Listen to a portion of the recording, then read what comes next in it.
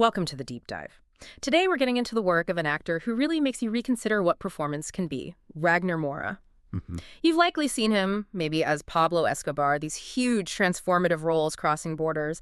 But when you look closely, it seems like his craft is, well, it's more than just acting. It feels almost like philosophy, using the screen to explore ethics. That's really the heart of it, isn't it? We're not just talking about, technical skill here. We're looking at work that people describe as philosophy in action. Right. Moura's approach, it seems quite intentional. It's meant to shift something in you, the audience, to make you face these sometimes pretty uncomfortable truths about human nature and society. Through the characters. Exactly, through their specific experiences. Yeah.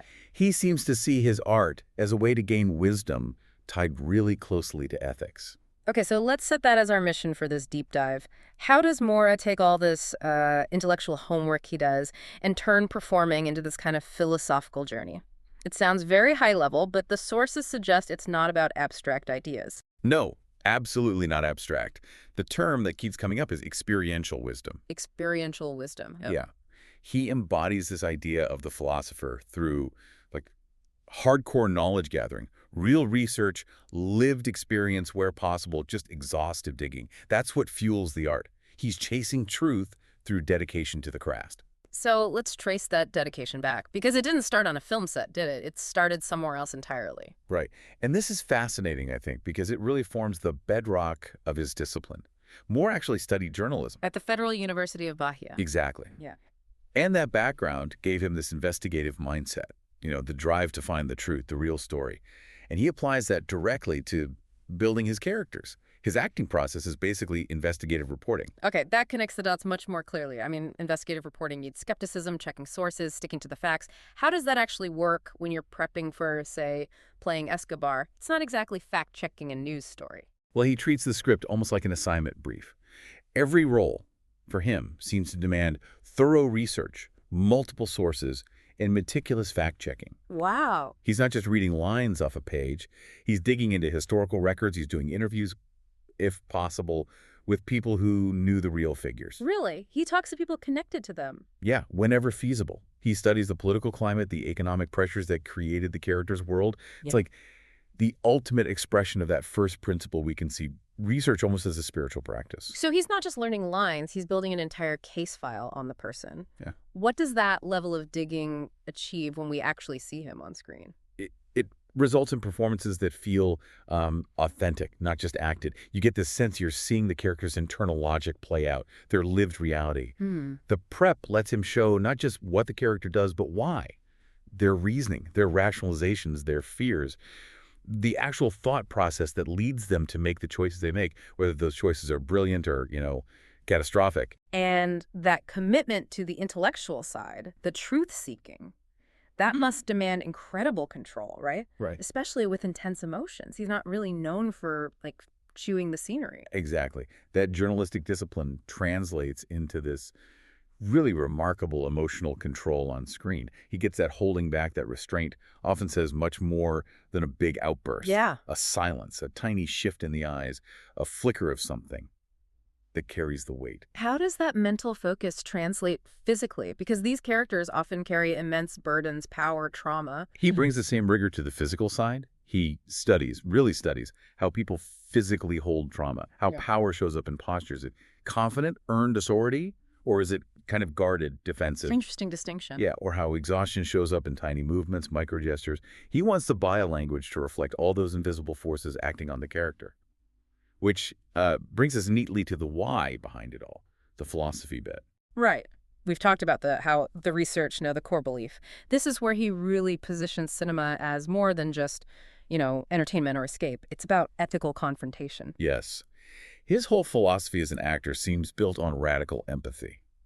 But it's crucial to understand what that means in his context. Okay. It's not about liking the character. It's this intense, almost scholarly commitment to suspending your judgment, to exploring the complexity from their perspective, from the inside. He just refuses to settle for easy moral answers for himself or for us. Okay, hang on. Radical empathy. That sounds potentially problematic when the character is someone like Pablo Escobar. How do you maintain distance? How does empathizing with a killer not become like making excuses for them? That's the absolute tightrope walk, isn't it?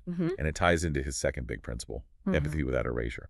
Moura doesn't ask you to sympathize, not in the sense of, oh, poor guy, especially not with characters deep in the moral gray, but he insists that you understand them. The goal is to dig out the reasons, the history, the fears, the justifications, however flawed, that make up that person's reality.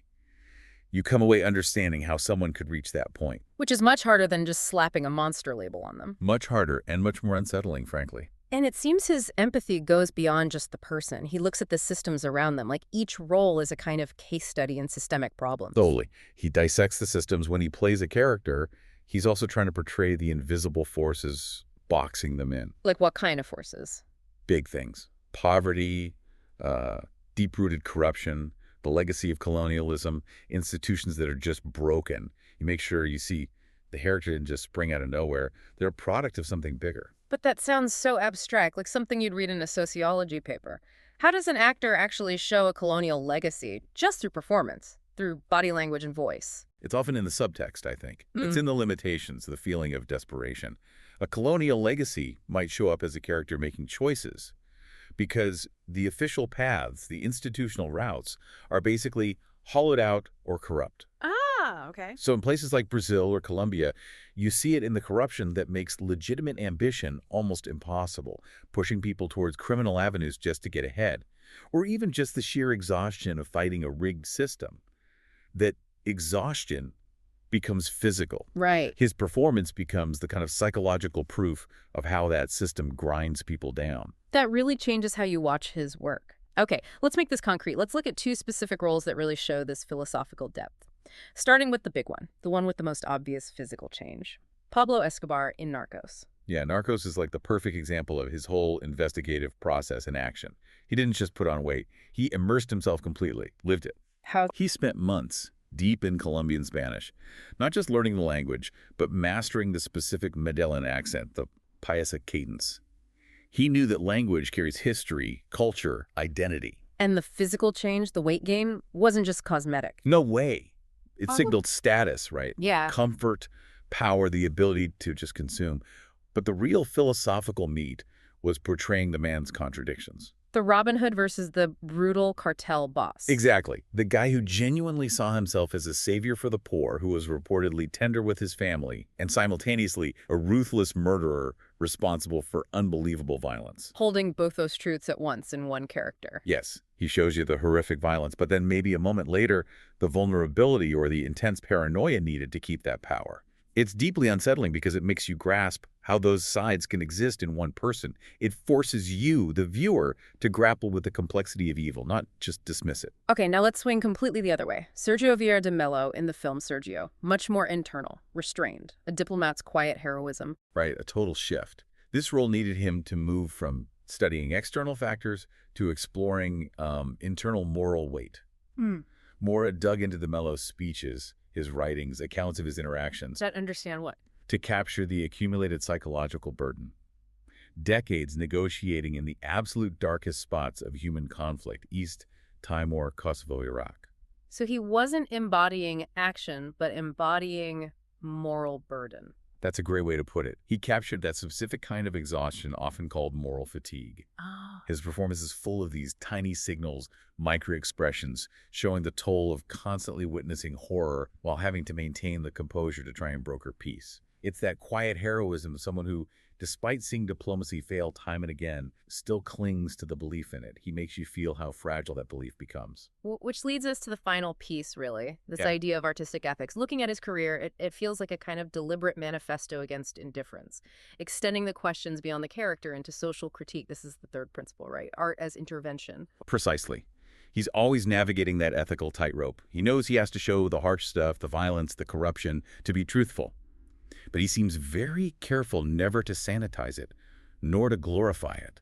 He's using the art to push conversations. Exactly, to provoke necessary discussions. And his work focused on Brazil really highlights that. thinking about Elite Squad Captain Nascimento. Oh, yeah. Hugely controversial role because Nascimento embodies state violence, right? He operates outside the rules to get what he sees as justice.